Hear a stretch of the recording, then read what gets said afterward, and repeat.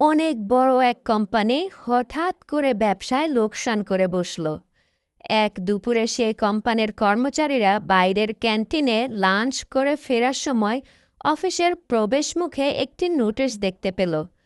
নোটিশে লেখা ছিল, আমাদের কোম্পানির লোকসানের জন্য যে ব্যক্তি দায়ী সে গতকাল মারা গেছে। সেমিনার রুমে একটি কফিনে তার লাশ রাখা আছে।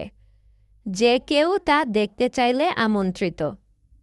একজন সহকর্মীর মৃত্যুর খবর শুনে প্রথমে লোকেরা দুঃখ পেল, তবে এরপর তারা কৌতূহলী হয়ে উঠল এই ভেবে যে আসলে কে হতে পারে এই ব্যক্তি।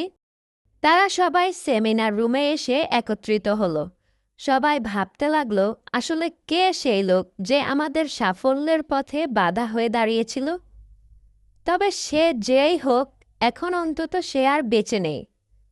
একে একে তারা যখন কফিনের কাছে গেল এবং ভেতরে তাকালো, হঠাৎ তারা কেমন যেন বাকশূন্য হয়ে গেল, হতভম্ব হয়ে গেল, যেন তাদের খুব আপন কারো লাশ সেখানে রাখা ছিল। কফিনের ভেতর আসলে রাখা ছিল একটি আয়না। যেই ভেতরে তাকিয়েছিল সে তার নিজের চেহারাই দেখতে পাচ্ছিল। আয়নার একপাশে একটি কাগজে লেখা ছিল, তোমার সাফল্যের পথে বাধা দিতে সক্ষম শুধুমাত্র একজন আছে গোটা পৃথিবীতে, আর সে হচ্ছে তুমি নিজে।